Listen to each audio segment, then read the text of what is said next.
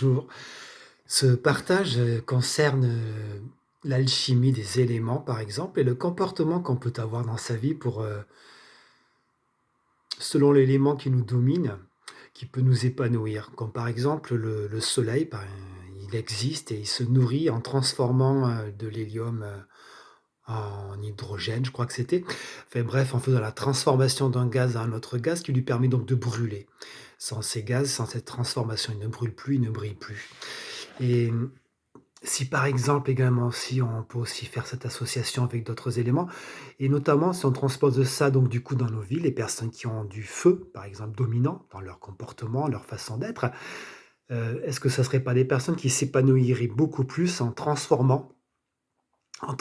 par exemple une ambiance, en apportant la joie autour d'eux, en apportant de l'amour autour d'eux, en transformant des ambiances, des lieux, des situations ou également tout simplement en transformant de la farine en pain, en gâteau, en faisant de la cuisine, donc du coup en faisant de la chimie, par entière, ou de fabriquer aussi des objets quoi, de transformer des objets et donc également si on pourrait aussi supposer que l'eau représentant les émotions en particulier, est-ce que les dominantes d'eau seraient donc des personnes qui pourraient, beaucoup plus s'épanouir à faire ressentir des émotions et à ressentir ces mêmes émotions sans jamais les accrocher? Ou bien est-ce qu'également les personnes qui sont dominantes air sont des personnes qui pourraient beaucoup plus s'épanouir, c'est passer leur vie donc du coup leur temps surtout à faire de l'apprentissage, à faire du calcul, à faire de la réflexion et de la philosophie, des choses comme ça?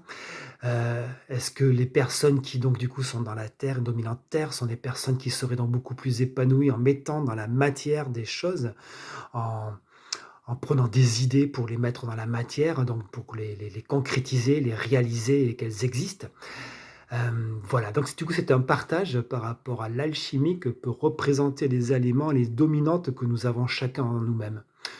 Voilà, ces dominantes, donc elles peuvent très bien se voir selon peut-être des horoscopes éventuellement, selon des comportements qu'on a également aussi, des attraits qu'on a.